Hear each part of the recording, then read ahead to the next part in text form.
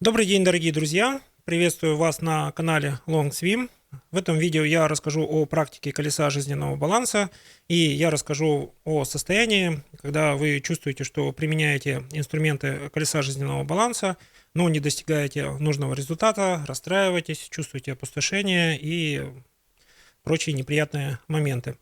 Э, Это состояние, которое вы проходите, является как бы нормальным, потому что вы выходите из своей зоны комфорта, из зоны комфорта, когда вы все планировали через спонтанность, вот вам захотелось и начали как бы делать.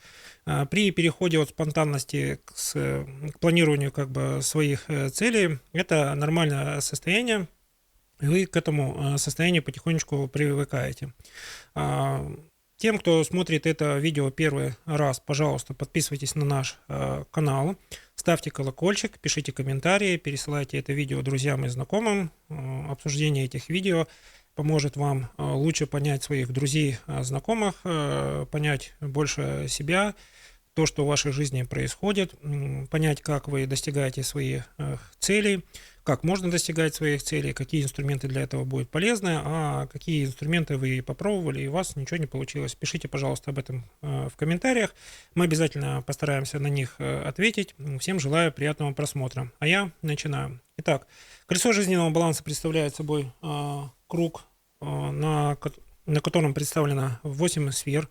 8 сфер – это фактически это 80% всего того, что происходит как бы в вашей жизни. Эти 8 секторов жизни дают вам полное представление о тех состояниях, в которых вы находитесь, и если эти состояния постепенно в вашей жизни меняются от нестабильного к стабильному, это значит, что в вашей жизни наступает прогресс, когда вы можете ставить те цели, которые вам интересны, которые нужны, вы занимаетесь больше тем, что вам нравится, и в вашей жизни наступает такой период, когда фактически все, что вы запланировали, начинает сбываться. Вы свои цели реализуете не только самостоятельно, как вот чаще всего бывает при нестабильном состоянии, а реализуете это со своими друзьями, знакомыми, вам от этого становится как бы хорошо, понятно, приятно. Вот. И теперь давайте рассмотрим ту ситуацию, когда вы вот чувствуете некоторый дискомфорт. Я постараюсь объяснить, почему это как бы происходит и как из этого состояния выходить. Если такое состояние накрывает вас на небольшой период времени, там день, два, три, потом как бы без следа проходит, не нужно предпринимать каких-то глобальных действий.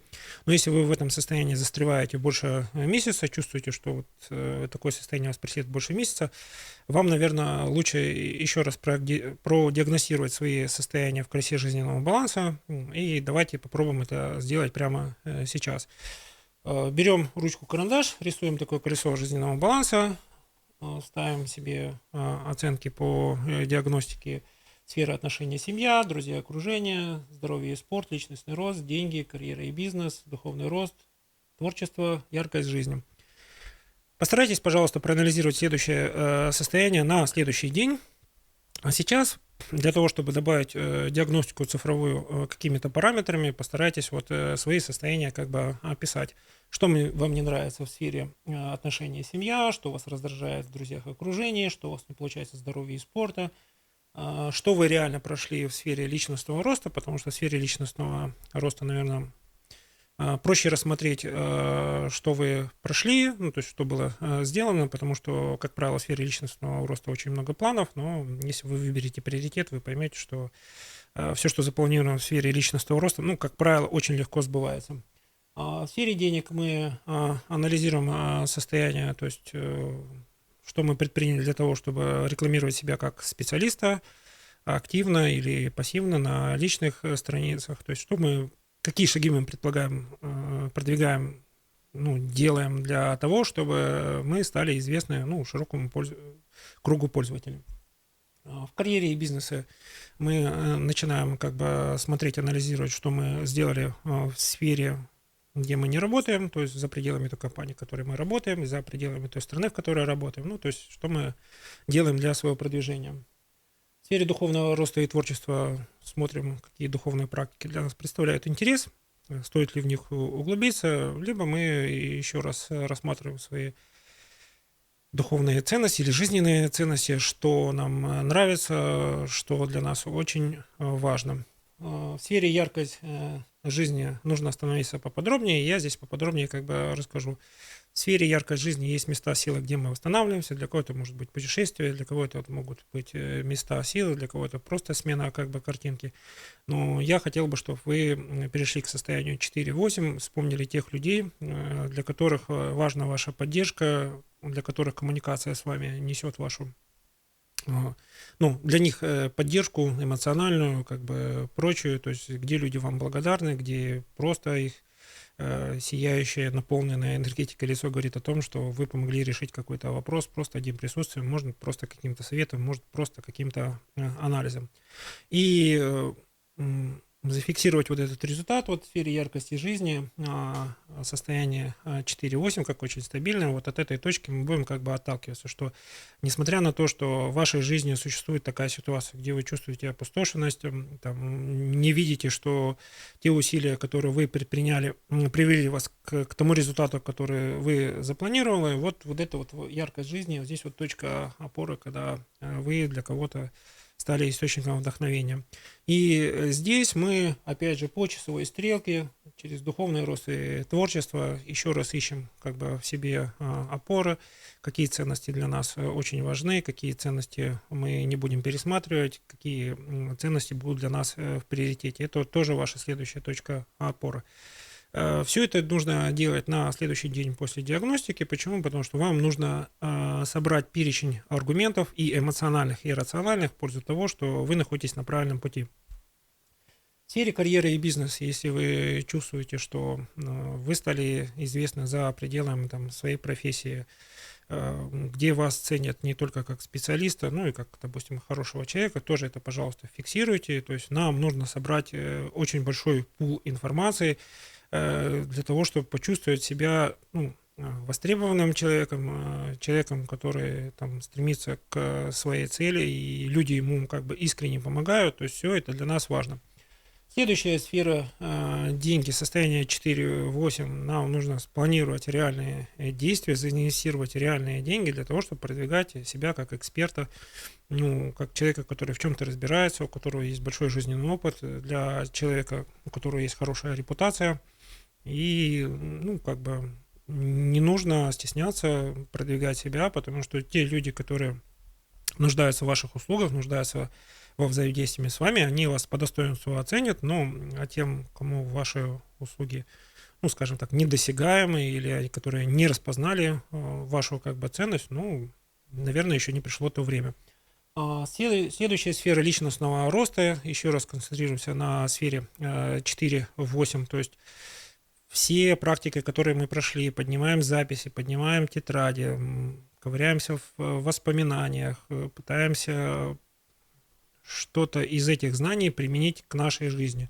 В ближайшую неделю, если что-то мы применим, может возникнуть какой-то инсайт, может возникнуть какое-то состояние, когда вы что-то сделали, достигли маленького, но реального результата. Вот это вот уже трансформация ваших знаний к вашей профессиональной, личной деятельности. Зачем важно вот состояние личностного роста 4-8 состояние как бы понять?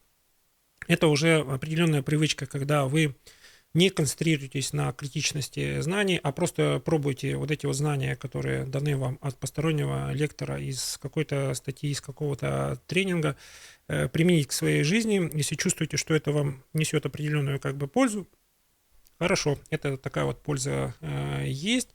Хотя, допустим, у вас может возникнуть вполне естественное состояние, что там вот остальная информация еще не ко времени и не получается.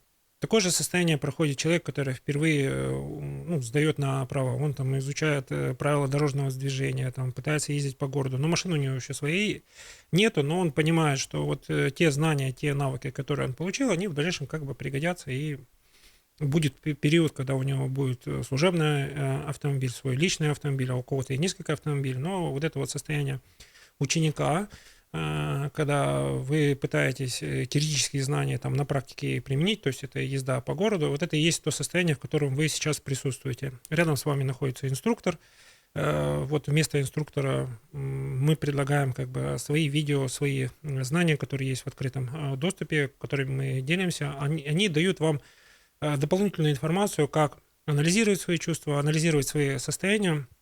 И поняв свое состояние, вы можете перейти к состоянию, скажем так, действия, да, и в этом и основное колесо, ну, основное преимущество колеса жизненного баланса в том, что в каждой из этих сфер могут быть свои узкие специалисты, ну, скажем так, психологи, там, эксперты, какие-то мастера, к которыми вы обращаетесь, они вам передают частичку своего опыта, ну, то есть вы не станете сразу спортсменом там уровня мастера спорта международного класса, но вы пройдете путь от новичка, который делает там первые шаги в бассейне, до уровня как бы уверенного пловца, но для этого пройдет, наверное, 2-3 года. Так и в применении техники колеса жизненного баланса вам нужно пройти вот этот путь новичка, который связан с вот этой вот неуверенностью, с самокопанием, с пониманием, что вот как же мой опыт, я вот раньше все успевал, а вот колесо жизненного баланса оказалось для меня таким труднопостигаемым как бы предметом. В сфере здоровья и спорт вам нужно, если вы занимаетесь спортом, постараться найти какую-то спортивную дисциплину, в которой есть очень классный тренер с хорошими достижениями. Ну, действительно хорошими достижениями, там, на уровне там, мастера спорта международного класса, для больших городов, для малых городов. Это вот действительно человек, который этой дисциплине посвятил много времени, и занявшись новой дисциплиной спорта, это может любая как бы дисциплина, вплоть там, до шахмат, условно, где вы тренируетесь, вы это глубоко изучаете, и эти навыки вам будут полезны. Вот. И в сфере спорта вы тоже поймете, что вы войдете в то же состояние ученика, когда будет что-то не получаться длительное время. Возможно, в группе, где вы занимаетесь, вы заметите, что другие уже давно ушли вперед, а ваш прогресс не такой, как бы, быстрый. В сфере колеса жизненного баланса тоже такая же ситуация. Тренер вас не оставляет один на один с этой ситуацией. Также мы вас не оставляем один на один с этой ситуацией. Мы постараемся регулярно выпускать видео, где рассказываем уже конкретные жизненные ситуации. Там будет отдельно сделан плейлист, посвященный вот очень такой нетипичной ситуации, и мы расскажем, как с помощью инструментария колеса жизненного баланса эту ситуацию, в первую очередь, правильно анализировать. Второй момент — взвешивать как бы свои шаги, то есть мы должны понимать, с чего мы можем начать, да, мы должны понимать, чего мы можем достичь, и следующий момент, как эту ситуацию решать с помощью единомышленников. Основная ценность колеса жизненного баланса заключается в том, что мы переходим к решению любой задачи не с помощью собственных сил и средств, а привлекая как бы единомышленников. И вот этот вот новый уровень взаимодействия, то же самое, как вы в плавании учитесь взаимодействовать как бы с водой в бассейне, с водой на открытом водоеме, то есть вы начинаете как бы понимать, что вы гармонизируете, вы синхронизируетесь с этой средой, вы используете попутный ветер, вы можете там успешно противостоять встречному течению, встречному как бы ветру, то есть вы учитесь преодолевать различные сложности на пути к вашей поставленной цели. Итак, мы возвращаемся. Что делать, если у вас возникло такое состояние опустошенности, вы чувствуете, что у вас ничего не получилось? Давайте первое анализируем. Если это состояние длится в течение 1-2 недель, ничего в этом страшного нет, это вполне нормальное состояние. Итак, повторюсь, если вы состояние опустошенности чувствуете в течение 2 недель, ничего страшного, это может как бы пройти, не надо как бы сильно беспокоиться. Если вы это состояние опустошенности и отсутствия сил чувствуете в течение как бы месяца, вам нужно постараться проанализировать еще раз колесо жизненного баланса по той методике, которую я рассказал в этом видео, и понимать, что вы находитесь в стадии как бы спортсмена, который первый год или второй год изучает дисциплину, и там как бы больших результатов сразу ожидать достаточно тяжело, потому что если у вас в мозгу состоянии сознания есть ясное понимание, как это должно быть, то есть повороты тела, понимание маневра тела. Ну, допустим, если мы говорим о плавании, то ваше тело еще не готово так реагировать, как это показано там на больших правильных картинках, когда соревнуются чемпионы мира. Точно так же в колесе жизненного баланса у нас существует определенное понимание, что мы вот сейчас находимся в стадии, когда мы получаем свои навыки, когда мы первый раз начинаем практиковать инструментарий колеса жизненного баланса. Итак, прогресс колеса жизненного баланса будете видеть по количеству целей, которые вы себе как бы ставите. Также вы понимаете, что все поставленные цели какой-то в той или иной мере они реализуются, и вы уже перестаете бояться ставить как бы цели. Вот на первоначальном этапе практики, то есть год или два колеса жизненного баланса, практики колеса жизненного баланса, есть очень большие сомнения, ставить дополнительные цели или, наоборот, поставить одну цель, легко ее достичь и находиться в состоянии как бы эйфории. И эта практика является как бы очень правильной, но через 2 года вы уже начинаете понимать, что вы уже готовы к более серьезным достижениям. Вы достигаете такого состояния, что вы готовы для себя ставить более трудные задачи, задачи с большей наградой, вот, допустим, в сфере там деньги, карьера.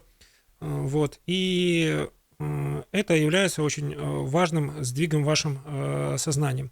Сейчас, если вот в течение практики колеса жизненного баланса, если вы чувствуете, что вы практикуете, и у вас вот это состояние опустошенности, это как бы нормально, это ваше сомнение выходит наружу. Вы с этим состоянием хорошо как бы взаимодействуете, не стоит этого бояться, нужно наоборот как бы радоваться, что вы вот состояние сомнения вынесли наружу, да, вы с ним легко взаимодействуете, и для вас это, вам нужно собрать дополнительные аргументы для того, чтобы ваше сомнение поняло, что да, вы эту цель подтверждаете, эта цель является у вас в приоритете, ради этой цели стоит сконцентрироваться, найти единомышленников, таким вот образом преодолевается это состояние. Я постарался вот так вот вкратце описать вот это вот состояние, которое вы получили. И если у вас будут вопросы, пожалуйста, пишите в комментариях. В этом коротком видео невозможно раскрыть все нюансы работы с этой техникой. У нас будут дополнительные регулярные тренинги по колесу жизненного баланса, где я каждую ситуацию постараюсь разобрать отдельно. Или вы можете свою ситуацию написать в комментариях. Я могу эту ситуацию взять в качестве примера и выпустить отдельное видео, как ваше состояние через колесо жизненного баланса может решаться. Итак, дорогие мои друзья, те, кто попробовал колесо жизненного баланса, пожалуйста, присоединяйтесь к нашему сообществу продвинутых пользователей колеса жизненного баланса. Используйте весь инструментарий, который есть в вашем распоряжении. О всех ваших успехах, пожалуйста, пишите в комментариях. Это будет мотивировать других людей собраться, преодолеть свои жизненные сложности. Если у вас возникли ситуации, которые вам необходимо разобрать, тоже пишите в комментариях. Мы будем их разбирать, предлагать варианты решения, а вы дадите по мере возможности обратную связь, какое из наших предложенных решений оказалось самым эффективным, самым лучшим. Для нас очень важна обратная связь. Всем, кто смотрел это видео, желаю хорошего дня, прекрасного настроения. Я верю, что у вас все получится. Всего хорошего.